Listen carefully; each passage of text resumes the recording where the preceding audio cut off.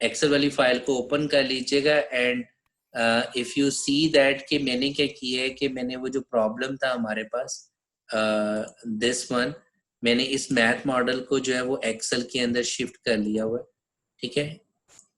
उसको as it is model को मैंने यहाँ पे लिख ली है जो हमने अभी मैथ्स मॉडल बनाया है। सो हम बेसिकली करना क्या चाह रहे हैं, हम वैल्यू आइडेंटिफाई करनी है x1 की which is indicating the number of model A और x2 की which is number of model B। हमने करना क्या है, जब भी मैंने ये शीट जो है वो डिजाइन किस तरीके से करनी है, वो इस तरीके से करनी है कि यहाँ पे मैंने ये सिंपल आपने खुद से लिख लेना है जो डिसीजन वेरिएबल्स, ठीक है। और इन दो सेल्स को जो है वो मैं, आप बेशक आप लोग भी डिलीट कर दो, ठीक है। यहाँ पे मुझे वो उसके आंसर्स चाहिए, ओके, कि मुझे पता चले कि मैं मॉडल ए कितने बनाऊं, मैं मॉडल बी कितने बनाऊं। So these are the decision variables. सो मुझे यहाँ पे अपने आंसर्स चाहिए, ओके। नेक्स्ट मुझे अपने प्रॉफिट का भी आंसर चाहिए। तो सबसे पहले तो मैं इंडिकेट कर रहा हूँ कि एक मॉडल ए को बनाने के लिए मुझे कितने प्रॉफिट मिल रहा है विच इज 2 रुपीज, और एक मॉडल बी को बनाने के लिए कितना प्रॉफिट मिल रहा है 1.5 रुपीज, ठीक है। और यहाँ पे इसी तरीके से मैंने क्या कर देना है, मुझे टोटल प्रॉफिट कैलकुलेट करना है। तो मैं यहाँ पे क्या करूं, मैं फॉर्मूला लगा रहा हूं, ठीक है। अगर आप देखो तो मैं यहाँ पे जो है, अगर मैं इसको थोड़ा सा व्यू बड़ा करूं, सो मैं यहाँ पे जो है वो फॉर्मूला लगाऊंगा इक्वल सम प्रोडक्ट का। सो ये जो इक्वल सम प्रोडक्ट है वो मेरे पास क्या करेगा, वो मल्टीप्लाई करेगा, क्योंकि मैं ये चाह रहा हूं कि ये 2 जो है वो मल्टीप्लाई करे इस वाले सेल से, क्योंकि 2 इंटू x1 है, प्लस वो मल्टीप्लाई करे 1.5 इंटू x2, वो जो कि ये वाला सेल है। तो अब मैंने क्या कर लिया, ये वाले सेल जो है वो फिक्स रहेंगे, बिकॉज हम क्या कर रहे होंगे, जो प्रॉफिट कैलकुलेट कर रहे हैं वो मैं कैलकुलेट कर रहा हूँ इक्वल सम प्रोडक्ट।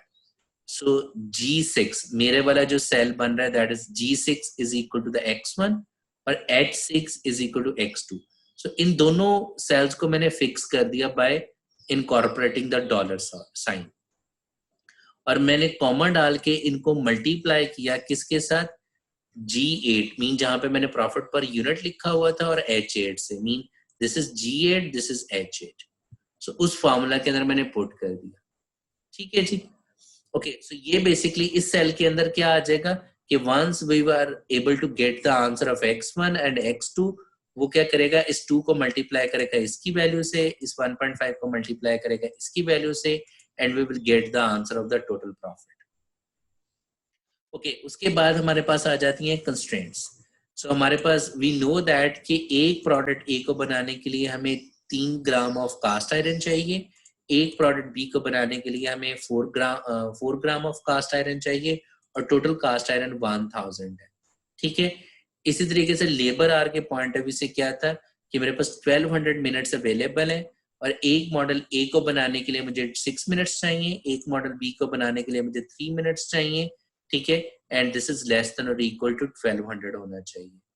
और लास्ट जो हमारी कंस्ट्रेंट थी वो ये थी कि हम मॉडल ए जो है उसका कोएफिशिएंट 1 है, मॉडल ए जो है वो मस्ट बी लेस देन और इक्वल टू 180 होना चाहिए, मीन मॉडल ए का आंसर जो है वो 180 से ज्यादा नहीं होना चाहिए, ठीक है। सो जो एक्स बी का कोएफिशिएंट, क्योंकि एक्स बी था ही नहीं उस कंस्ट्रेंट में, तो इसलिए हमने यहाँ पे 0 लिख दिया। ओके, यहां से हम क्या कर सकते हैं, हम मैंने ये सेम फार्मूला जो है वो यहाँ पे भी लिखा हुआ है, अगर हम यहाँ पे नीचे ड्रैग कर दें, ठीक है। सो इनको डिफरेंशिएट करने के लिए मैंने इनका कलर जो है वो चेंज कर दिया था, इसको हम व्हाइट कलर करें, mean no fill. Okay, drag करने से क्या रहा था कि मीन अब यहाँ पे अगर आप देखो तो वही फार्मूला जो है वो रिपीट हो रहा है, लेकिन जो फिक्स है दैट इज G6H6, कि हम चाह रहे हैं कि ये डिसीजन वेरिएबल, क्योंकि इन्हीं की बेसिस पे हम डिसाइड कर रहे होंगे, क्योंकि जितनी क्वांटिटी हम बना रहे होंगे उसी के अकॉर्डिंगली हमें पता चलेगा कि मैं कितने कास्ट आयरन इस्तेमाल करूं, कितने लेबर आर इस्तेमाल करूं। सो इसके अंदर मैं क्या करूं, basically 3 multiply by this and 4 multiply by this, so हमें पता चल जाएगा कि कितना हमने कास्ट आयरन इस्तेमाल किया आउट ऑफ 1000। इसी तरीके से लेबर आर में मैं क्या कर रहा हूँ, इक्वल सम प्रोडक्ट लिखा रहा हूँ। सो उसका क्या मतलब है, 6 multiply by this and 3 multiply by this, so we would be able to know कि हम कितना लेबर टाइम इस्तेमाल कर रहे हैं। इसी तरीके से हमें यहाँ से क्या पता चले, 1 multiply by this, 0 multiply by this, so we would able to know कि we shouldn't be exceed 180 unit of the model A product. Is it clear जी? अब हमने इसको सॉल्व करना है. सो सॉल्व करने के लिए अब हम क्या करेंगे, we will go to the data. ठीक है जी, हम डाटा मेन्यू में जाएंगे और यहाँ पे आपने क्लिक कर लेना है सॉल्वर के ऊपर. ठीक है, सो जैसे ही हम सॉल्वर पे आएंगे तो हमारे पास एक विंडो आ जाएगी. सो सबसे पहली जो हमें ऑप्शन वो दे रहा है वो लिख रहा है जी सेट ऑब्जेक्टिव. तो आपने क्या करना है, सेट ऑब्जेक्टिव का क्या मतलब है कि उस सेल का एड्रेस देना है जहां पे आपने अपने ऑब्जेक्टिव फंक्शन की वैल्यू को स्टोर करवाना है. सो मैं क्या कर रहा हूँ, मैं फिलहाल इसको जो है वो आपने करना क्या है, इस एरो साइन पे क्लिक करना है और आपने जहां पे, मैं ये चाह रहा हूँ मेरे ऑब्जेक्टिव फंक्शन का आंसर जो है वो यहाँ पे आए. सो आपने इस सेल को सिलेक्ट कर लेना है एंड वापस इस एरो पे क्लिक कर देना है. सो हम इस वैल्यू को क्या करना चाह रहे हैं, मैं मैक्सिमाइज करना चाह रहा हूँ. ठीक है, सो हमारे पास दो ऑप्शन है कि आप इसको मैक्सिमाइज करना चाह रहे हैं या minimize. So I want to maximize, क्योंकि मेरे पास ऑब्जेक्टिव फंक्शन क्या था, प्रॉफिट मैक्सिमाइजेशन. सो मुझे इसको मैक्सिमाइज करना है. ओके, नेक्स्ट हमारे पास ऑप्शन आ रही है by changing the variable cell. By changing variable cell mean वो कहते हैं कि डिसीजन वेरिएबल्स कौन से. Changing variable cell mean decision variable. So आप कहाँ पे x1 और x2 का आंसर स्टोर करवाना चाह रहे हो. अगेन मैं इस एरो पे क्लिक करूंगा, I will select on these two cells. So मैंने इन दोनों cells को select कर लिया and we will click on again this cell. So उन cells का हमारे पास आंसर आ गया. ठीक है जी. So अब मुझे क्या करना है, next मुझे constraints को add करना है. So if I will click on add button, ठीक है, मेरे पास again एक window आ रही है. इस विंडो के ऊपर जो है आपके पास जो लेफ्ट साइड है, that is the cell reference. So यहाँ पे आपने बताना है left hand side of your constraints.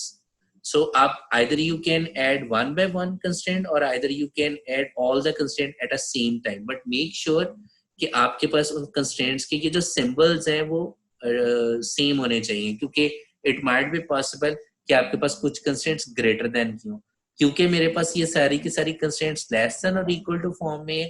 तो इस वजह से मैं सारी की सारी कंस्ट्रेंट को एक ही गो के अंदर ऐड कर सकता हूँ.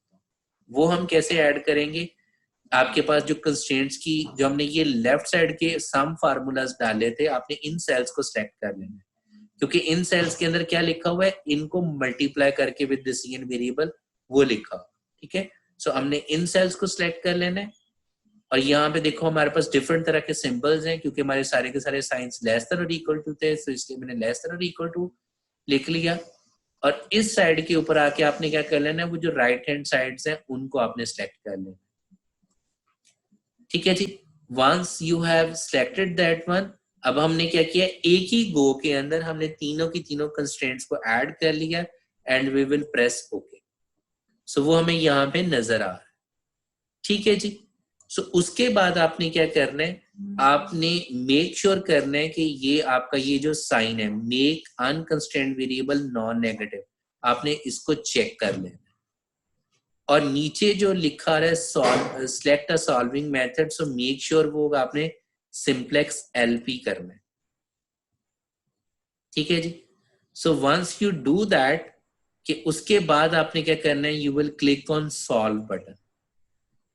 ओके, सो जैसे आप सॉल्व करोगे, अगर हम देखो तो आपके पास वो x1 का आंसर लिखा हुआ आ रहा है 120, x2 का आंसर लिखा आ रहा है 160 और प्रॉफिट लिखा आ रहा है जी 480. सो इसका मतलब है कि we should produce model A 120 units, we should produce model B 160 units. तो हमारा जो टोटल प्रॉफिट आ जाएगा वो 480 रुपीज टोटल प्रॉफिट आ रहा है. ठीक है, इसके अलावा अगर हम देखें तो वो हमें दो तरह की रिपोर्ट्स जनरेट, इवन तीन तरह की, बट हमारे लिए जो काम की है वो हम दो तरह की रिपोर्ट्स फिलहाल जनरेट करवा रहे हैं. आंसर, ठीक है जी, और as well as the sensitivity जो रिपोर्ट, इन दोनों को आप सिलेक्ट करो एंड प्रेस ओके कर दो. सो जैसे ही आपने प्रेस ओके किया होगा तो आपके पास ये रिपोर्ट्स आ जाएंगी, आंसर रिपोर्ट और सेंसिटिविटी रिपोर्ट. अगर मैं सबसे पहले आंसर रिपोर्ट में आऊं तो वो मुझे बता रहा है जी फाइनल वैल्यू, लिखा रहा है profit total final value. So that mean this is my total profit which is 480 units, जो कि हमने पीछे भी देखा. एक्स मॉडल ए मुझे कितने बनाने हैं 120, मॉडल बी मुझे कितने बनाने हैं 160 यूनिट्स. ठीक है जी. उसके बाद वो बता रहा है जी left hand side, this is a left hand side mean जो हमारे पास सेल की वैल्यू थी कि टोटल हमारे पास कास्ट आयरन कितने मौजूद थे 1000, टोटल लेबर आर कितने अवेलेबल थे 120 लेबर आर अवेलेबल थे, टोटल हमारे पास जो प्रोडक्शन हमने करनी थी वो हमने करनी थी 180। अब ये सेल वैल्यू 1000 है और हमारे पास जो अवेलेबल मटेरियल है वो भी 1000 है, क्योंकि ये 1000 ये आ गया, दिस मीन्स कि आपके पास जो स्लैक वैल्यू है वो 0 आ रही होगी। अब इस स्लैक वैल्यू 0 का क्या मतलब है कि जितना मेरे पास कास्ट आयरन मौजूद था वो सारे का सारा कास्ट आयरन मैंने इस्तेमाल कर लिया। That mean left hand side equal हो गया राइट हैंड साइड की। सो जैसे ही आपका स्लैक वेरिएबल 0 होगा तो इसका मतलब ये होगा कि हमारे वो कंस्ट्रेंट को हम क्या कहेंगे, बाइंडिंग कंस्ट्रेंट। सो बाइंडिंग का मतलब ही ये है कि लेफ्ट हैंड साइड बराबर हो गई है राइट हैंड साइड के। अगर नॉन बाइंडिंग है, मीन नॉट बाइंडिंग है, तो इसका मतलब है लेफ्ट हैंड साइड बराबर नहीं है राइट हैंड साइड की। क्योंकि कास्ट आयरन के अंदर हमारे पास स्टेटस लिखा आ रहा है बाइंडिंग और स्लैक लिखा आ रहा है 0, इसका मतलब है कि जितना टोटल कास्ट आयरन मौजूद था वो सारे का सारा कास्ट आयरन हमने इस्तेमाल कर लिया। ओके जी। इसी तरीके से लेबर आर हमारे पास जो 1200 मिनट्स अवेलेबल थे वो सारे के सारे हमने मिनट्स इस्तेमाल किए हैं, दैट्स व्हाई स्लैक इज 0। जबकि थर्ड कंस्ट्रेंट जो है वो नॉन बाइंडिंग है, हमारे पास लिमिटेशन थी कि हम 180 यूनिट तक बना सकते थे, लेकिन वो कह रहे हैं कि slack is 60 unit, so that mean still we can produce model A up to 160 more, but ठीक है। अब हम देखते हैं कि क्या अगर हम इससे ज्यादा बनाएंगे 120 जो इसका एक्चुअल आंसर आया हुआ है, तो इसको अगर हम 121 अगर बनाते हैं या 122 बनाते हैं तो हमारे प्रॉफिट के ऊपर क्या आएगा, बिकॉज द आंसर 480 प्रॉफिट और 120 मॉडल ए और 160 model 160 is for model B, this is the optimum answer. ठीक है, अगर आप इसके अलावा कोई क्वांटिटी बनाओगे आपका प्रॉफिट 180 से इंक्रीज नहीं कर सकेगा, आपका प्रॉफिट इससे कम नहीं आएगा। आई होप तमाम लोगों। सो जो नेक्स्ट रिपोर्ट है हमारे पास that is a sensitivity analysis report. अब ये सेंसिटिविटी एनालिसिस रिपोर्ट हमें क्या इंडिकेट करती है, सबसे पहले हम आ जाते हैं जी वेरिएबल सेल्स के ऊपर। सो वी नो दैट कि हमारे पास जो ऑप्टिमम आंसर आया हुआ है विच इज x1 के हमने 120 यूनिट बनाने और x2 के हमने 160 यूनिट बनाने, और जो ऑब्जेक्टिव फंक्शन के अंदर जो कोफिशिएंट गिवन थे हमें वो गिवन थे 2 rupees for each product of model A and 1.5 rupees of each model B, यानी कि हमें प्रॉफिट पर यूनिट जो मिल रहा है अगेंस्ट मॉडल A वो 2 rupees मिल रहा है और प्रॉफिट पर यूनिट हमें 1.5 मिल रहा है against model B product. Okay, अब हमने जो हमें इंफॉर्मेशन गिवन है सेंसिटिविटी एनालिसिस में वो गिवन है जी अलाउएबल इंक्रीज और डिक्रीज।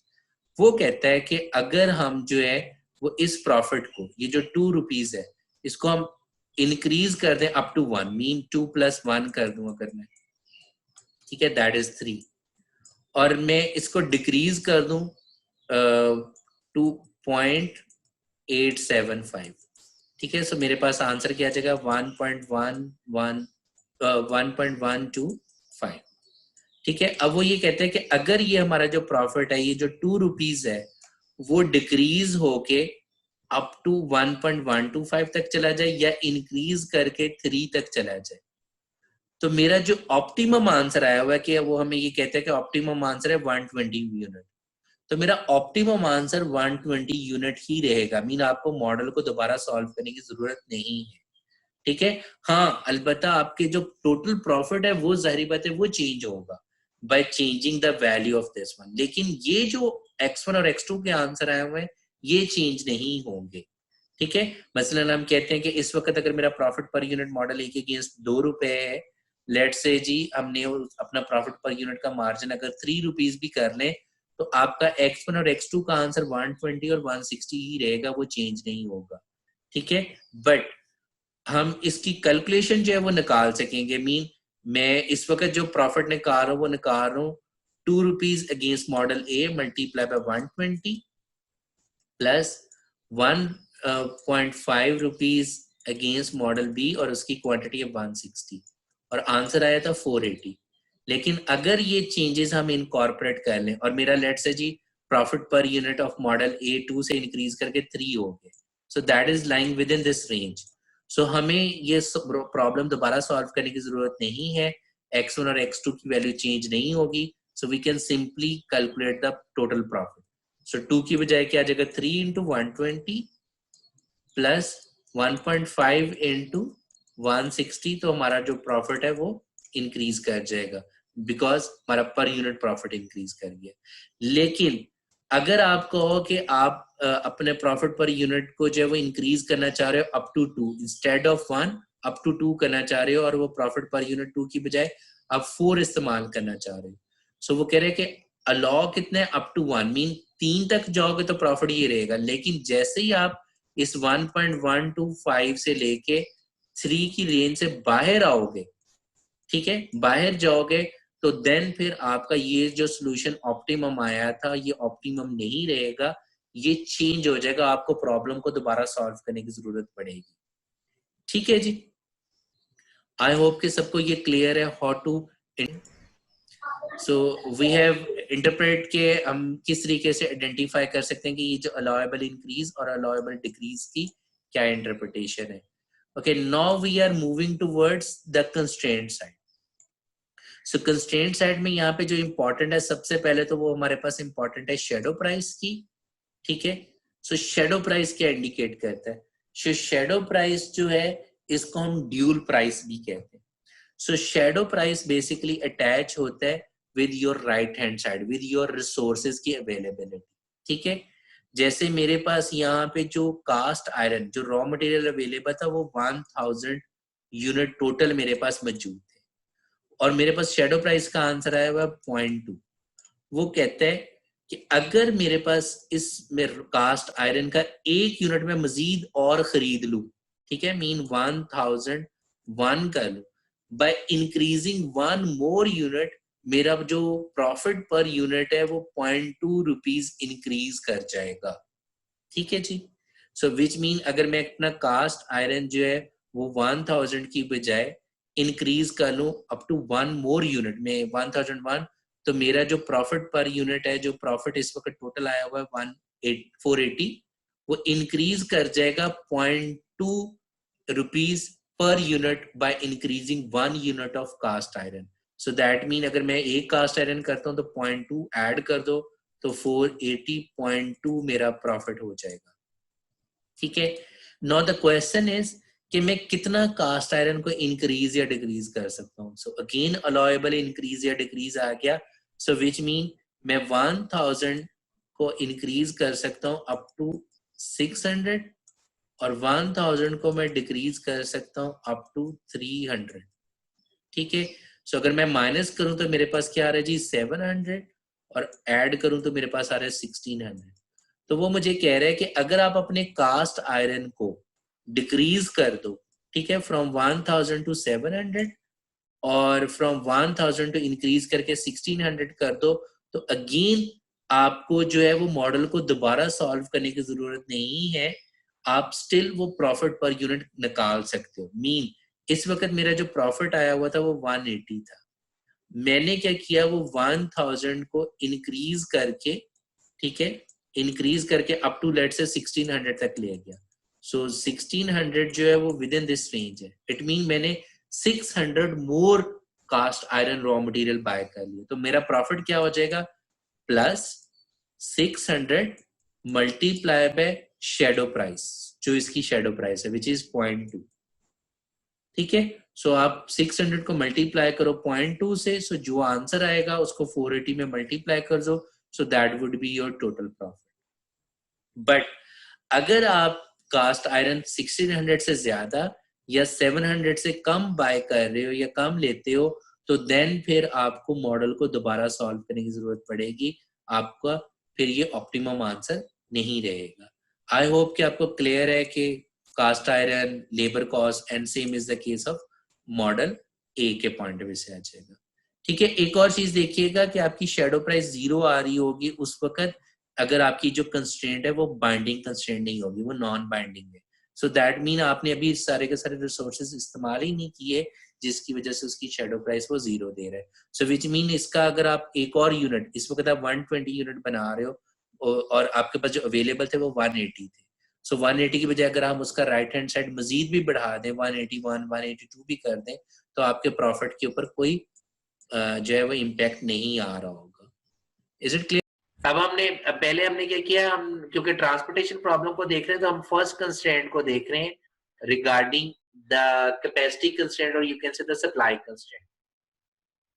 सो अगर हम अनबैलेंस लेंगे तो हम अनबैलेंस के अकॉर्डिंगली क्या करेंगे कि these cells must be less than or equal to these cells।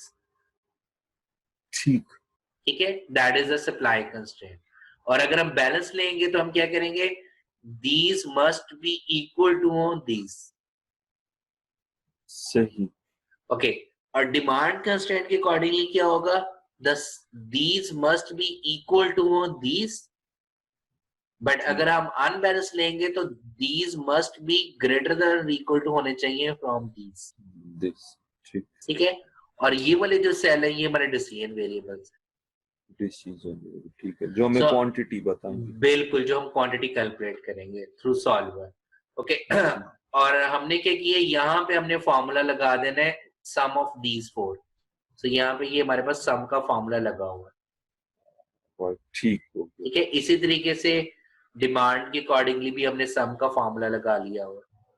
ठीक है, कि इन चारों का सम को हमने मेंशन कर दिया। ओके, अब हमारा ऑब्जेक्टिव फंक्शन क्या है कि per unit cost multiply by the quantity. So the total cost हमारे पास क्या होगी, वो हमने यहाँ पे फॉर्मूला लगा दिया सम प्रोडक्ट का।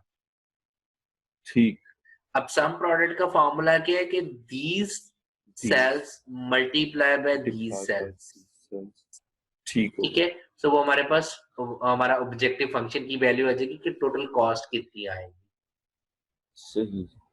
ओके, अब करना कैसे, आपने जाना है डेटा में, सॉल्वर। ठीक है, आपने सेट ऑब्जेक्टिव क्या कर लेना है, आपका सेट ऑब्जेक्टिव बेसिकली ये वाला सेल आ जाएगा। ठीक है, बिल्कुल। और मिनिमाइजेशन करनी है क्योंकि हमारा ऑब्जेक्टिव मिनिमाइजेशन है। चेंजिंग सेल हमारे पास क्या आ जाएंगे, ये वाले चेंजिंग सेल्स, मीन जिनको हम डिसीजन वेरिएबल्स कहते हैं। ठीक, ठीक है, ओके, और जो फर्स्ट कंस्ट्रेंट हमारे पास आ जाएगी that is according to basically हमारे पास है this is about I think so demand की कंस्ट्रेंट हमने ऐड की हुई है B12 से। Yes, so this is the demand constraint। मैं कह रहा हूँ this must be equal to these। ठीक है, so ये हमने बेसिकली तमाम की तमाम कंस्ट्रेंट को एक ही दफा ऐड कर दिया। आप चाहो तो आप ये भी कर सकते हो कि B12 is equal to B22 के 1 by 1। ठीक है, so हमने इकट्ठे ही ऐड कर दिया। और ये वाली जो सेकंड कंस्ट्रेंट है वो हमने सप्लाई कर दी है। ठीक है, ठीक है, और बाकी हमारे पास एज इट इज है, ऑप्शंस में जाके आप ना, yes that's fine, just simple solve पे क्लिक कर दो, प्रेस ओके, तो हमारे पास आंसर आ गया। ठीक है जी, सो इसका मतलब क्या है कि ये तो जीरो शिपमेंट है, ये हमने ब्रांच ए से वेयर हाउस 4 पे 35 टन सेंड करना है फ्लोर, ब्रांच बी से वेयर हाउस 3 पे 50 टन सेंड करना है। ठीक है, and so on. So total cost कितनी आएगी, 960 हमारे पास कॉस्ट आ जाएगी टोटल। ठीक हो गया। ठीक है जी, अगेन भाई ये सारे, जी बिल्कुल क्लियर कि भाई सारे केस में सबसे डिफिकल्ट काम तो मॉडल फॉर्मुलेशन होता होगा ना, कि एग्जैक्ट मॉडल किस तरह फॉर्मुलेट। बिल्कुल जी, सबसे मुश्किल काम ही है, सबसे मुश्किल काम, क्योंकि उसके बाद तो आगे स्टैंडर्ड मेथड्स है हमारे पास। हाँ, लेकिन जो मॉडल फॉर्मुलेशंस है ना आजकल में उस पे भी थोड़ा सा लगा हुआ। ओआर के अंदर अगर आपने मॉडल फॉर्मुलेशन को अच्छे तरीके से समझना है ना तो इसके कुछ स्टैंडर्ड फॉर्मुलेशंस अवेलेबल है ऑलरेडी। अच्छा, सही सही। जैसे मसलन transportation problem standard formulation available है, ट्रांसशिपमेंट प्रॉब्लम उसकी स्टैंडर्ड फॉर्मुलेशन अवेलेबल है। ठीक है, इसी तरीके से फिर मल्टीपल है, जैसे नैपसैक प्रॉब्लम एक है, रिसोर्स एलोकेशन एक प्रॉब्लम है, प्रोडक्शन प्लानिंग प्रॉब्लम है, फिर बिन पैकिंग प्रॉब्लम है, कटिंग स्टॉक प्रॉब्लम है, इनकी ऑलरेडी पेट फॉर्मुलेशंस अवेलेबल है। अच्छा अच्छा, तो उसके अकॉर्डिंगली आप डाटा कैलकुलेशन बिल्कुल, लेकिन उसमें होता क्या है कि फिर उसमें आप अपनी सिचुएशन के मुताबिक कुछ कंस्ट्रेंट्स ऐड हो सकती हैं, कुछ वेरिएबल्स ऐड हो सकते एग्जैक्टली, जी जी जी। हैं, ठीक है? सो वो जी, सिचुएशन टू लेकिन सि ये कि अच्छा, लेकिन हाँ। उससे 80% मतलब काम हाँ, मीन आगे। फॉर्मुलेशंस अगर आपको स्टैंडर्ड फॉर्मुलेशंस पता है तो फिर मॉडल की फॉर्मुलेशन करना इतना मुश्किल काम नहीं होता, ठीक ठीक ठीक ठीक, सही। ठीक है? ओके, अब हम जो है वो करने के लिए जा रहे हैं ट्रांसशिपमेंट प्रॉब्लम, अच्छा जी, हाँ। ठीक है? अगर आप अपनी ये वाली शीट नज़र आ रही है मेरे वाली? जी जी, मुझे तो नजर आ रही है। हम पहले देख रहे हैं बैलेंस्ड ट्रांसशिपमेंट प्रॉब्लम को। इसमें 2 नज़र आ रही होंगी, बैलेंस्ड और अनबैलेंस्ड वाली। ठीक है, ये मैं अपनी भी डाउनलोड कर लूँ। जी, जी, जी, कर लें, कर लें, कर लें। ट्रांसपोर्टेशन आपने मुझे भेजी है और असाइनमेंट, जी जी, ठीक हो गई। ओके। ओके, अब इसमें हमारे पास क्या है कि बेसिकली जो डेटा वाला पोर्शन है, ये हमने just data as it is enter किया हुआ, ये वाला पार्ट। अच्छा जी। ओके, इसमें हमारे पास के 3 प्लांट्स हैं, जिनको मैंने एक्स, वाई, ज़ेड का नाम दे दिया और 2 वेयर हाउसेज़ हैं, जिनको मैंने ए, बी का नाम दे दिया। अब वो हमें ये बता रहा है कि प्लांट ए से एक्स से जब हम वेयर हाउस ए पे सेंड करते हैं तो पर यूनिट कॉस्ट कितनी है? 8, ठीक है? ठीक। बेसिकली ये है 8000 पर 100 यूनिट्स, सो हम इसको पर यूनिट कॉस्ट लेते हैं इसके फिलहाल, ठीक है? सो वो हमने डिफाइन ठीक। ऐसे किया हुआ। सो एक्स से क्या है? बी पे 6 एंड सो ऑन। और प्लांट ए से वेयर हाउस, प्लांट ए की कैपेसिटी कितनी है वो हमने ये सेंड कर दी है, बताई हुई है 43, 26, 31, ठीक सही है? जी, ठीक है। ओके, अब वेयर हाउस ए से जो है वो हमने अगर हम सॉरी, वेयर हाउस ए से रिटेलर स्टोर्स के ऊपर जब हम क्वांटिटी सेंड करें तो पर यूनिट कॉस्ट कितनी है वो हमने यहाँ पे मेंशन कर दी। और हर रिटेलर स्टोर की अपनी एक डिमांड है, वो हमने यहाँ पे मेंशन कर दी है, ठीक है ठीक हो जी? गई। ठीक है जी, ओके। अब हमने मॉडल को फॉर्मुलेट करना है, हमने एज इट इज नीचे जो है वो उसको कन्वर्ट करना है, क्लियर? जी जी, ओके, ठीक। करना क्या है कि बेसिकली आपके पास ये वाले जो है, जो ब्लू वाले हैं, ये तो हमारे डिसीजन वेरिएबल्स हैं, ये वाले भी और ये वाले भी, ये हमने डिटरमाइन करने हैं क्वांटिटीज। सो ये तो हमारे पास इनिशियली 0 आ जाएंगे क्योंकि ये ऑलरेडी सॉल्व हुआ है तो इसलिए ये वैल्यूज मेंशन कर रहा है, ठीक है? सो सही। अगर आप इसको डिलीट कर दो, इसको इन ब्लू वालों को, ठीक है, तो वो हमें फिलहाल 0 0 शो कर रहा है। सो ये हमारे जो ब्लू वाले हैं ये हमारे डिसीजन वेरिएबल्स। सही। ओके, अब हमने क्या करना है, इस प्लांट का हम चाह रहे हैं कि जो इसका यहाँ पे हमने सम का फार्मूला लिख लेना है, क्यों? क्योंकि हम ये चाह रहे हैं कि हर प्लांट की अपनी एक रिस्ट्रिक्टेड कैपेसिटी है। सो इसकी कैपेसिटी मीन ये जो आउटफ्लो वाला वेरिएबल्स हैं, they can not be greater than these, जी। ठीक है जी? सो इसलिए हमने इनका सम का फार्मूला यहाँ पे लगा लिया, सही। ठीक है? ठीक ओके, है। अब हमने इसी तरीके से जो है वो inflow to warehouse mean warehouse पे कितनी क्वांटिटी आ रही है, सो वो हमने लिख देनी है। वो हम क्या करेंगे, कॉलम वाइज इनका सम यहाँ पे करके लिख देंगे, ठीक। ठीक है? ओके, अब हमारे पास क्या है कि क्योंकि वेयर हाउस के ऊपर अगर इन हो रहा है तो वेयर हाउस से आउट भी होगा, जी जी। फाइन। तो वो हमने यहाँ पे जो इनफ्लो किया कि इनफ्लो कितना आ रहा है वेयर हाउस पे, और वेयर हाउस ए बी से आउटफ्लो कितना आ रहा है वो हमने यहाँ पे रो वाइज सम करके लिख देना, अच्छा। ठीक। ठीक है? और जो तीसरी चीज है that is the demand. Demand के लिए हमने क्या कर दिया, इसको इनफ्लोज की बजाय आप डिमांड लिख सकते हो, that is basically the retailer. Column wise आपने सम कर देना यहाँ पे, ठीक। Got it? जी बिल्कुल।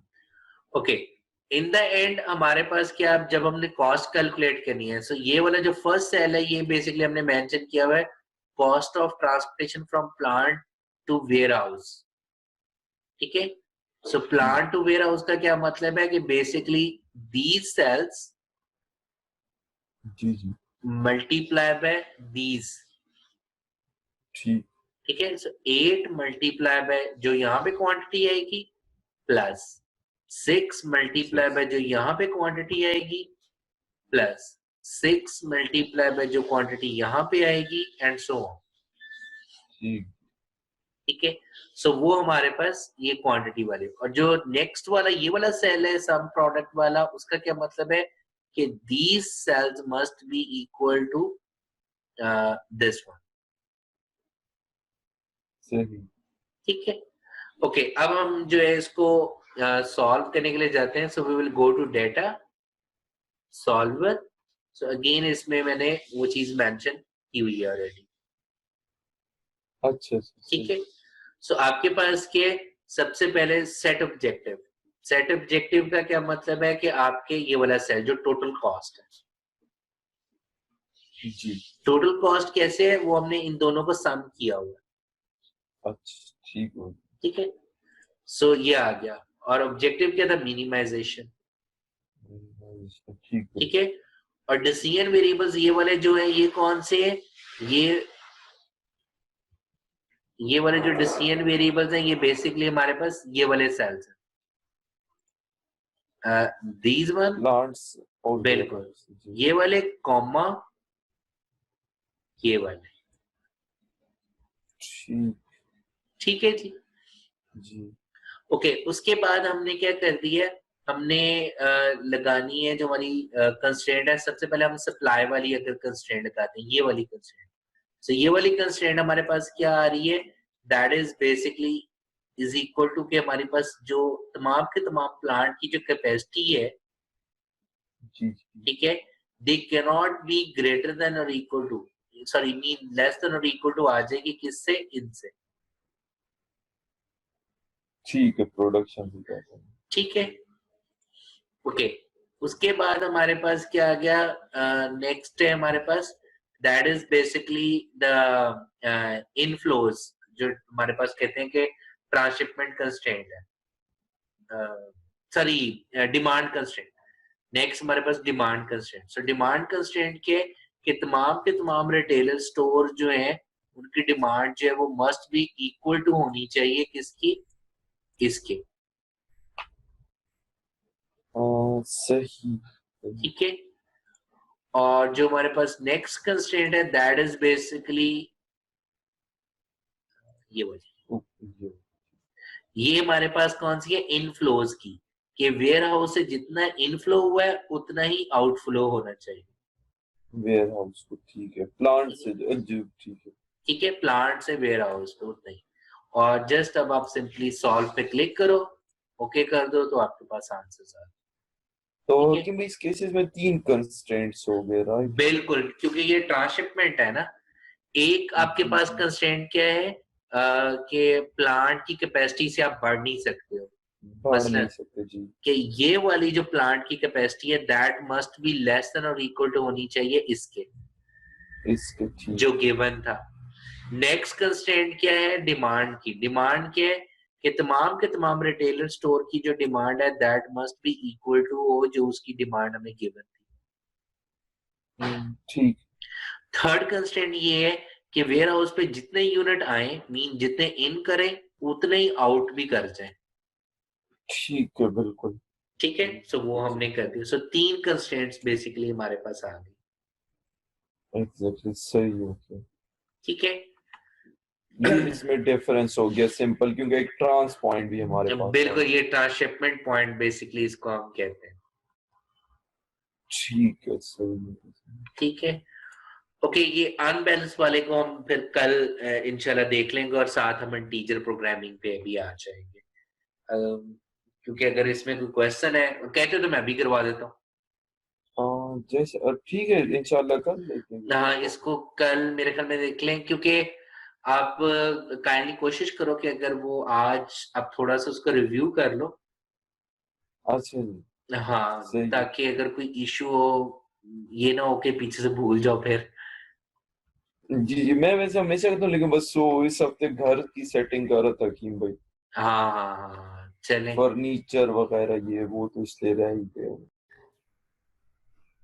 चल ठीक होगी। Okay okay okay okay. So हमारे पास जो लास्ट है that is the grey colour which is the dummy. ठीक है जी। जी जी। ओके अब हमने क्या किया है, हमने मॉडल को सॉल्व करने के लिए एग्जैक्टली बेसिकली इसी टेबल को हमने कॉपी पेस्ट कर दिया, क्योंकि यहाँ पे हमारे पास ये सारे के सारे क्या आ जाएंगे, हम इनको एज अ डिसीजन वेरिएबल के तौर पर ले रहे होंगे। ठीक है, क्योंकि ये हमारे क्या है, क्योंकि यहाँ पे हमने किस डाटा को एंटर किया, कॉस्ट को एंटर किया, पर यूनिट कॉस्ट को। सही। और ये वाला जो डेटा है ये बेसिकली हमारा इंडिकेट कर रहा होगा क्वांटिटीज को, क्वांटिटीज को। ठीक है, एक्स आई जे को। ओके सो हमने क्या किया, हमने अगेन उसी तरीके से सोर्स, ट्रांसशिपमेंट और डेस्टिनेशंस को ऐड कर दिया, डमी ऐड कर दिया। Clear? Okay so inflows means column wise हमने क्या कर लिया, उनका सम कर लिया, तमाम का तमाम का कॉलम वाइज ये हमारे पास सम आ गया।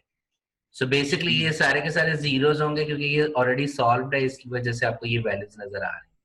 जी जी। ठीक है, सो इसलिए ये कॉलम वाइज सम हो जाएगा। और आउटफ्लोज का मतलब क्या है कि that is basically the sum row wise, ये रो वाइज सम को रिप्रेजेंट कर रहा है। ओके सो देन हमारे पास क्या है, ये एक्स्ट्रा हम इंडिकेट करें that is the transshipment node. So transshipment node हमारे पास क्या है, basically that is inflow to that node, कि कितनी क्वांटिटी इसमें इनफ्लो कर रही है और इस नोड से आउटफ्लो कितनी कर रही है। सो 45 माइनस दिस 45 जी ठीक हो, that is equal to this. इसी तरीके से इस नोड के ऊपर इनफ्लो कितना कर रहा है 215 और आउटफ्लो कितना कर रहा है 168, सो वो हमारे पास वैल्यू आ जाएगी दैट इज 47। ये डिफरेंस इन दोनों का आ रहा है, मतलब बिल्कुल अनशिफ्ट है। बिल्कुल, अगर आप ये देखो ये फॉर्मूला लगा हुआ है ऊपर। जी जी जी। ठीक है, सो हमने ये बेसिकली उनका फॉर्मूला यहाँ पे इंडिकेट किया हुआ है क्योंकि हमने इसको यूज करना है। ठीक है, ओके उसके बाद हमारे पास कॉस्ट क्या आ रही है, that is a sum product. Sum product किसकी है, इन तमाम की, कॉस्ट पर यूनिट। बिल्कुल मल्टीप्लाई बाय दिस। ठीक। ठीक है जी। ओके अब आपने करना क्या है, बाकी तो ये सारे का सारा ट्रांसशिपमेंट है। आपको इसमें एक कैपेसिटी कंस्ट्रेंट नजर आएगी, एक डिमांड कंस्ट्रेंट नजर आएगी और एक वो बैलेंस कंस्ट्रेंट नजर आएगी रिगार्डिंग द ट्रांसशिपमेंट नोड। जी ठीक है, बट एक हम एक्स्ट्रा कंस्ट्रेंट ऐड कर रहे होंगे अबाउट दिस डमी। ठीक है, कि जब वो ये क्वांटिटीज असाइन करे कि आपकी ये डमी या तो इस वैल्यू के इक्वल आए या इससे लेस आए। ठीक है, सो अगर हम सॉल्वर में जाएं सो ऑलरेडी वैल्यूज एंटर्ड है। आपने क्या किया, सेट ऑब्जेक्टिव किया, दैट इज जो वहां पे हमने सम प्रोडक्ट का फॉर्मूला लगाया हुआ था। ठीक। ओके मिनिमाइजेशन हमने करना है। चेंजिंग सेल्स हमारे पास कौन से हैं, ये सारे के सारे। ठीक है, ये सारे के सारे हमारे चेंजिंग सेल्स हैं up to this, from B23 से लेके फ्रॉम I31 तक। ठीक है, सो ये सारे के सारे हमारे, सो इट मीन ये सारे के सारे हमारे डिसीजन वेरिएबल्स हैं। ठीक है, ओके उसके बाद हमने क्या करना है, हमने कंस्ट्रेंट्स ऐड करनी है। So this first constraint is basically about what, this is about the supply constraint, you can say the capacity constraint. जी ठीक है, कि ये वाली जो वैल्यूज हैं that must be less than और इक्वल होनी चाहिए इससे। ठीक है, देन हमारे पास नेक्स्ट कंस्ट्रेंट कौन सी है, that is regarding the demand constraint.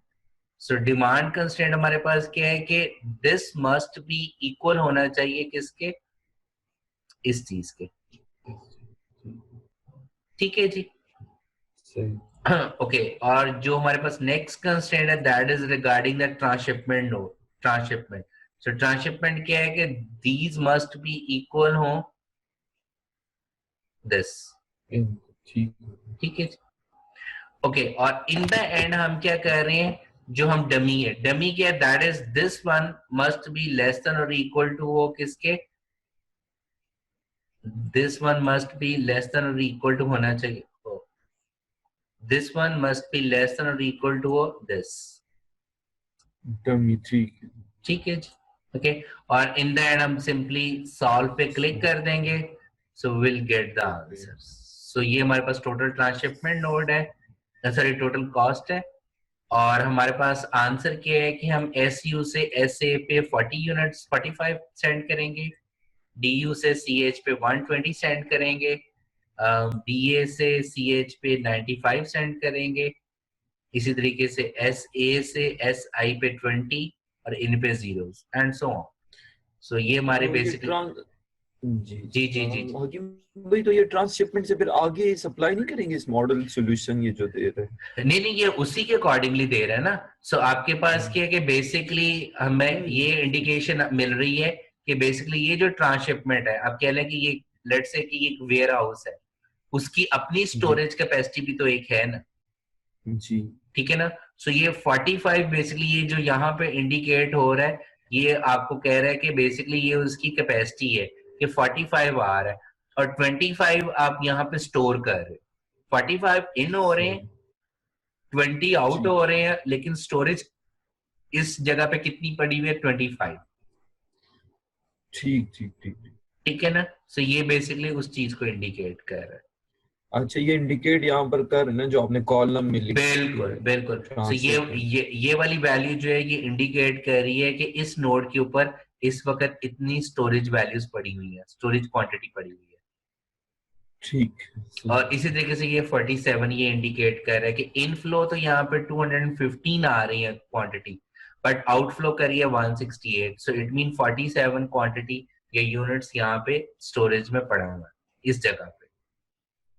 सही जी, सही। ठीक है। इस वजह से क्योंकि आपकी जो डिमांड है दैट इज मैटिंग, कि आपकी जो डिमांड है वो 100% मैट हो रही है।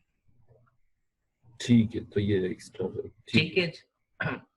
Is it clear? जी, समझ। पहला जो प्रॉब्लम है ये हम देख रहे हैं प्योर इंटीजर प्रोग्रामिंग प्रॉब्लम, ठीक है, जिसमें हम ये कह रहे हैं कि x1 और x2 की जो वैल्यू है वो इंटीजर आनी चाहिए। अच्छा, ठीक है। ओके, इसमें हमने क्या किया, इसमें हमने सबसे पहले तो डाटा एंटर करना है। सो डाटा आप एंटर कैसे कर रहे हो? सो बेसिकली मैं इस प्रॉब्लम को जो है वो एक्सेल के अंदर पुट कर रहा हूँ। ठीक जी।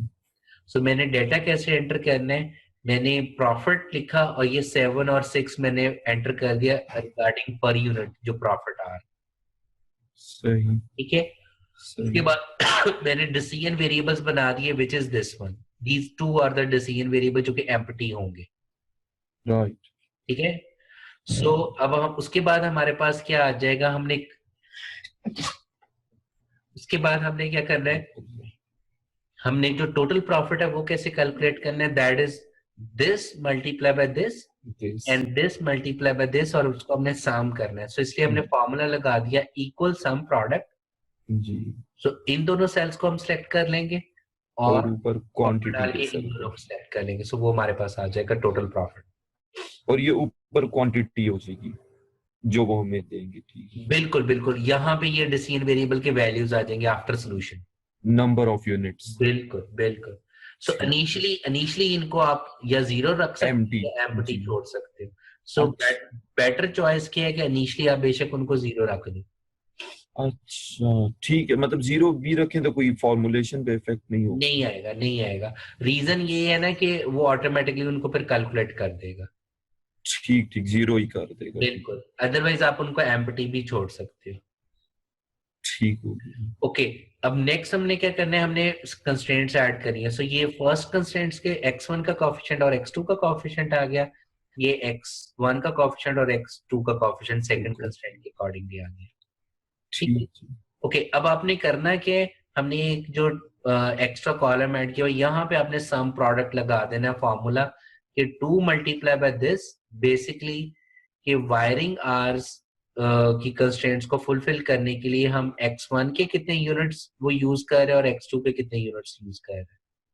ठीक ठीक है। सो उसके अकॉर्डिंगली हमारे पास sum product, so 2 multiply by this and 3 multiply by this जो है वो मल्टीप्लाई होने के बाद यहाँ पे आंसर आएगा।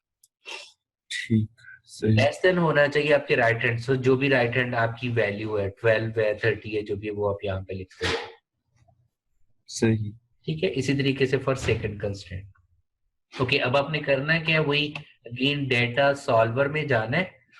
अब आपका सेट टारगेट क्या है, this is your set target. जो आपका टोटल सही। प्रॉफिट है D6 वाला। ओके, ऑब्जेक्टिव क्या था, हमने मैक्सिमाइज करना है, और चेंजिंग सेल्स हमारे पास क्या है, जो हमारे डिसीजन वेरिएबल्स थे, so these are the changing cells, the decision variables. Okay, और आपने कंस्ट्रेंट्स ऐड क्या करनी है, चाहो तो आप इन दो कंस्ट्रेंट्स को सेपरेट सेपरेट भी ऐड कर सकते हो, क्योंकि सिंबल सेम है, तो इसलिए हम इन दोनों को सिलेक्ट करेंगे। सही। ठीक है जी, और by clicking on add button, और देन हम क्या कर देंगे, लेस देन और इक्वल टू, बल्कि मैं आपको व्हाई नॉट शो कर दूं ये। अच्छा सही। सेकंड,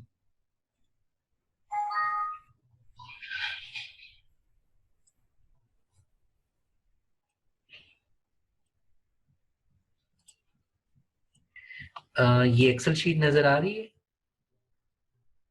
जी जी आना शुरू। ओके, सो इसमें अब देखिएगा कि मैं डेटा सॉल्वर में चला गया, so I got this is the मेरा इंटीजर पॉइंट है जहां पे सम प्रोडक्ट मैंने लगाया हुआ है, मैक्सिमाइजेशन, चेंजिंग सेल्स कौन से हैं, these are the changing sales.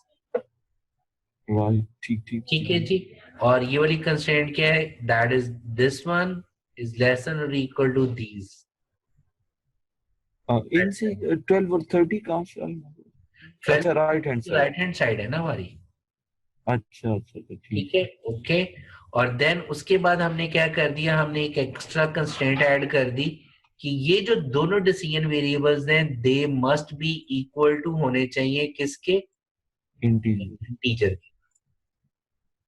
ठीक है जी, ठीक। वो आप कैसे करते हो, आप चाहो यहां से भी कर सकते अच्छा अच्छा अच्छा हो, इंट। ठीक है जी, ठीक सो वो हमारे पास इंटीजर आ गया। ठीक हो गया। ठीक है जी, एंड देन सिंपली सॉल्व पे आप क्लिक करो, so we got the solution. तो ये सॉल्यूशन पहले से था ना हकीम ये भाई? मैंने ऑलरेडी सॉल्व किया हुआ था, अगर आप ओ अच्छा। ओके, जैसे ये यहाँ पर अब ये 10। अच्छा ठीक ये क्लियर। 0 हो गया, अब मैं दोबारा से इसको सॉल्व कर रहा हूँ। ठीक ठीक है, हो गया। ठीक है हकीम भाई जो इस केस में 10 और 30 आए हैं, ये 30 टोटल में? जी जी जी, ये बेसिकली उसने ये किया ना, 2 into 5 जी प्लस 3 इंटू 0। +3 into 0, तो 10 आएगा। ठीक हो गया। तो इसका मतलब क्या बन रहा है, इसका मतलब है कि हमारी इस कंस्ट्रेंट के अंदर 2 स्लैक पड़ा हुआ है। 2 स्लैक ठीक। तो वायरिंग आवर्स जो है वो अभी भी हमारे पास 2 घंटे पड़े हुए हैं एक्स्ट्रा, ठीक है। और इस बट असेंबली आवर्स हमने पूरे के पूरे यूज कर लिए हुए। यूज कर लिए। ठीक हो गया। ठीक है जी, अच्छा मतलब एक्सेल में तो बड़ा स्ट्रेट है, आप बस इंटीजर की वो लगा दें रिस्ट्रिक्शन तो वो इंटीजर आ जाएगा। जी जी जी बिल्कुल, वो आप सिंपल वहां पे जहां पे इक्वल साइंस हो, वहां से जाके आप इंट सेलेक्ट करें, जैसे ये यहाँ पे शो भी किया हुआ जी जी। इंट, और वो ऑटोमेटिकली उसको इक्वल टू इंटीजर कर देगा। सही सही। ओके, ये तो था प्योर इंटीजर प्रोग्रामिंग। ठीक है, जी जी बिल्कुल सॉरी। नहीं नहीं कोई इशू। ओके, अब हमारे पास अगर आ जाए कि मिक्स्ड इंटीजर प्रोग्रामिंग प्रॉब्लम आपने सॉल्व करना है। मिक्स्ड इंटीजर का क्या मतलब है कि ये भी कुछ वेरिएबल्स इंटीजर हो और कुछ कॉन्टिन्यूस हो। जैसे इस केस के अंदर y हमारा कॉन्टिन्यूस है, बट जो x है वो इंटीजर है। ठीक है, गलती से लिखा गया, ये ग्रेटर देन और इक्वल टू 0 आना चाहिए यहाँ पे। अच्छा ठीक। सो x हमारा जो है वो इंटीजर है, बट y की वैल्यू कुछ भी हो सकती है। सही सही। सो बाकी तो प्रॉब्लम सेम रहेगा, सिर्फ और सिर्फ अब हमने जो इंटीजर की रिस्ट्रिक्शन लगानी है वो किस पे लगानी है, x के ऊपर।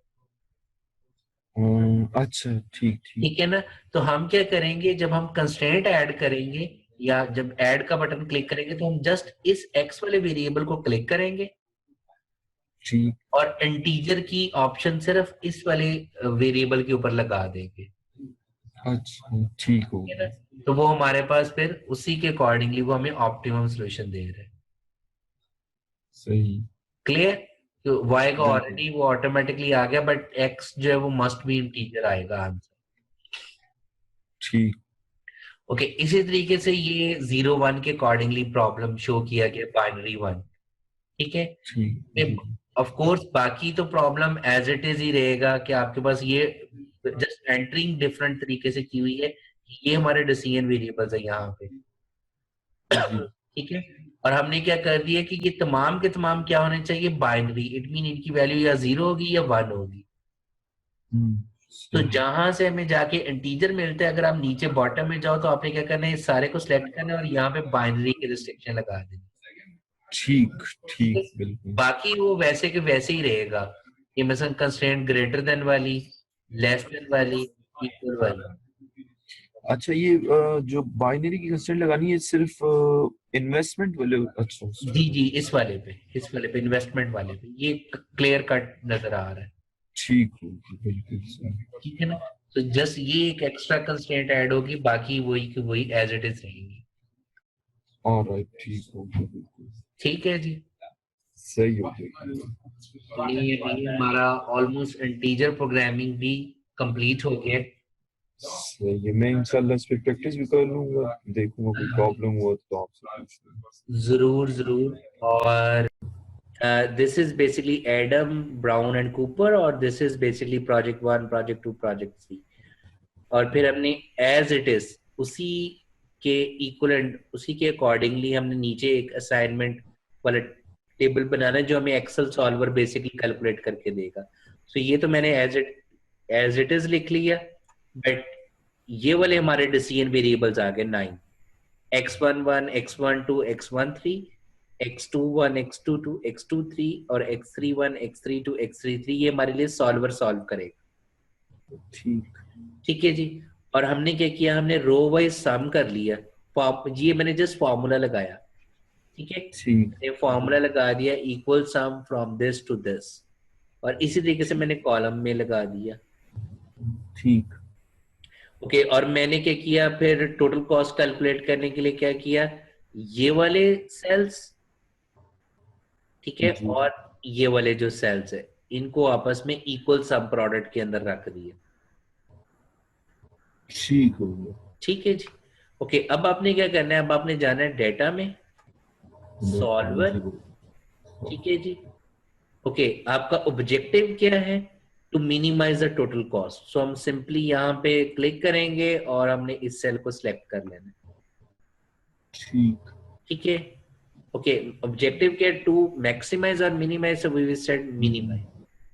जी ठीक ठीक है, बाय चेंजिंग वेरिएबल सेल का क्या मतलब है, decision variable. So decision variables कौन से हैं, दिस वन, दिस जी ठीक फ्रॉम दिस टू दिस। ठीक ठीक है जी, वो डिसीजन वेरिएबल्स हैं। ओके, हमारी कंस्ट्रेंट्स के दो कंस्ट्रेंट्स हैं, वो टू कंस्ट्रेंट्स के हैं कि जी ईच रो वाइज आपका जो सम है वो इक्वल टू 1 होना चाहिए।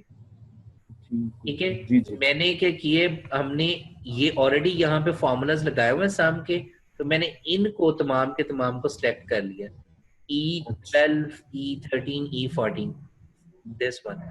बजाय इसके कि मैं वन बाय वन तमाम के तमाम कंस्ट्रेंट्स लगाता, तो एक्सेल में हमारे पास ये फैसिलिटी अवेलेबल है, तो मैंने इन तमाम को सिलेक्ट किया और इक्वल टू 1 कर दिया। ये करके दिखा दो, ये ठीक एक सेकंड में आपको करके दिखा दो।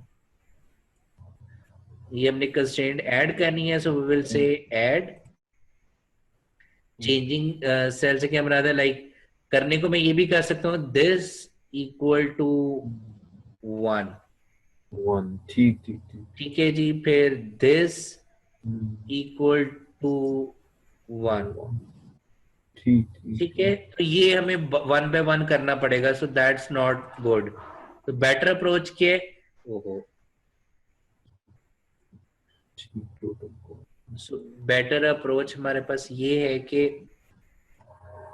एक साथ सेलेक्ट एक ही करना। साथ हम ऐड कर ले, क्योंकि वो हमारे पास ऑप्शन है।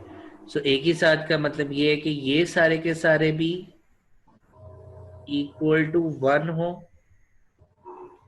और ये सारे के सारे भी इक्वल टू 1 हो। ठीक है जी। बिल्कुल फर्दर हमने क्या कह दिया कि make unrestricted variable, mean they must be greater than और इक्वल टू 0 होने चाहिए। ठीक है, और ये less than equal to one नहीं कर सकते क्यों भाई? नहीं नहीं, लेस देन और इक्वल टू 1 नहीं हम कर सकते, exactly equal to 1। Exactly equal to 1 हम इसलिए कह रहे हैं क्योंकि हम ये रो के ऊपर लगा रहे हैं, और जो मैथमेटिकल फार्मूला है या मैथमेटिकल कंडीशन है वो हम ये कह रहे हैं कि each row must be equal to 1। So अगर हम लेस देन और इक्वल टू 1 करेंगे तो वो हम उसको कह लें कि प्योर जरा फ्लेक्सिबल सा कर रहे हैं। सो फ्लेक्सिबल नहीं करना, आपने रिजिड रहना है, क्योंकि आप ये चाह रहे हो कि each row must be assigned to each column, ठीक है, single column, that's why. So अब आपने ये काम करना है और सिंपली सॉल्व कर देना है, तो वो आपको जो है वो कैलकुलेट करके दे देगा। मीन ये वाली जो वैल्यूज है वो ऑटोमेटिकली आपको कैलकुलेट करके देगा। ठीक है, ऐसे कर दें और ये 25 आ जाएगा आपके पास।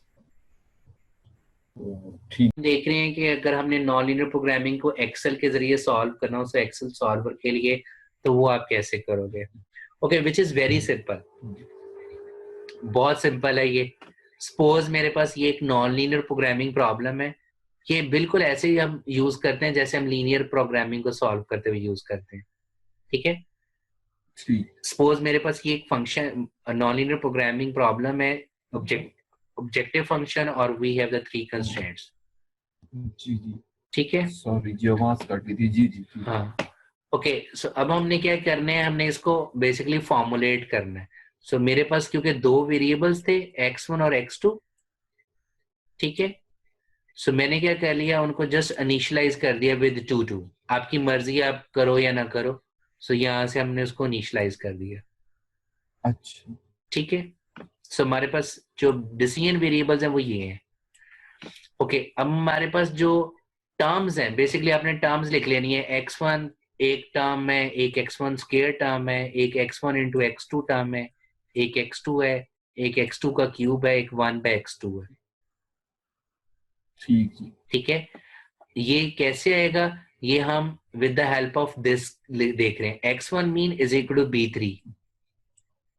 ठीक है जी, ठीक जी। Okay, x1 square mean b3 का स्क्वायर। ठीक है, x1 इंटू x2 का क्या मतलब है, b3 into b3, sorry b3 into c3। ठीक है, ठीक जी जी बिल्कुल। ये हमने जस्ट उस इन 2 सेल्स के अकॉर्डिंगली लिख लिए। अच्छा जी, ओके, देन हमने क्या करना है, हमने बेसिकली जो है वो रेवेन्यू कैलकुलेट करना है। सो रेवेन्यू हमारे पास क्या होता है, दैट इज बेसिकली जो हमारे पास इनके अगेंस्ट जो कॉफिशिएंट्स हैं उनको आपने मल्टीप्लाई कर लेना है, किसके जरिए, किसके साथ, into the variables, decision variables. जी जी, ठीक है। सो हमारे पास जो है, और देन बाकी हमने जो प्रॉफिट निकालना है वो हमने सम प्रोडक्ट का फॉर्मूला लगा लिया, एग्जैक्टली जैसे लीनियर में लगाते हो। इसी तरीके से फिर हमने क्या किया, कंस्ट्रेंट 1, कंस्ट्रेंट 2 और कंस्ट्रेंट 3 वो हमने लिख ली। और कंस्ट्रेंट 1 के अकॉर्डिंगली हमने क्या किया कि उसके कोफिशिएंट को मल्टीप्लाई कर दिया उसके वेरिएबल्स के साथ, ठीक है, और सम प्रोडक्ट लगा लिया। क्लियर? ओके, देन आपने क्या करना है, डेटा में जाना है, सॉल्वर पे जाना है। ओके, टारगेट सेल हमारा क्या होगा, दैट इज दिस, जहां पे आपने वो ऑब्जेक्टिव फंक्शन का फॉर्मूला लगाया हुआ है। ठीक है, हमने क्या करना है, मैक्सिमाइज करना है। चेंजिंग सेल हमारे कौन से हैं, that is this one, B3 and C3, that is a decision variable. ठीक है जी जी, ओके, देन हमने क्या करना है, हमने कंस्ट्रेंट्स को ऐड करना है। सो कंस्ट्रेंट को हम कैसे ऐड कर लेंगे, क्योंकि फॉर्मूलाज लगा चुके हैं और सारी की सारी कंस्ट्रेंट्स लेस देन और इक्वल टू फॉर्म में है। तो हम क्या कर लेंगे, हम ऐड पे क्लिक करेंगे, इन तीनों को सेल्स को सिलेक्ट कर लेंगे, लेस देन और इक्वल टू, फिर इन तीनों सेल्स को सिलेक्ट कर लेंगे, सिलेक्ट कर लेंगे। ओके, क्योंकि हम non linear programming problem solve कर रहे हैं, तो आपने ये मेक श्योर करना है कि ऑप्शंस में जाके आपने assume linear model is not check। ठीक है, क्योंकि ऑप्शंस में जाके आपने मेक श्योर करना है कि वहां पे एक होता है assume linear model, वो जो है अगर वो आप चेक करोगे तो जो सॉल्वर है वो कहेगा कि लीनियर प्रोग्रामिंग के जरिए सॉल्व करना है, क्योंकि ये नॉन लीनियर तो आपने ऑप्शंस में जाके उसको अनचेक करना है। ठीक है, so once uncheck then just click solve, तो आपके पास आंसर आ जाएगा। ठीक, ओके, बिल्कुल वो जिससे हम करते हैं लीनियर और नॉन लीनियर को चेंज बिल्कुल बिल्कुल बिल्कुल। सेम इसी तरीके से ये एक और एग्जांपल की गई है कि जिसमें आपका वहां पे क्या था कि ऑब्जेक्टिव फंक्शन भी नॉन लीनियर था और कंस्ट्रेंट भी नॉन लीनियर था। यहाँ पे ऑब्जेक्टिव फंक्शन लीनियर है बट कंस्ट्रेंट्स नॉन लीनियर है। Same method. ठीक ठीक ठीक है, ठीक हो गया जी जी। ठीक है। सो इसमें अगर कोई क्वेश्चन है, कोई चीज पूछना चाहो, so you know you can ask.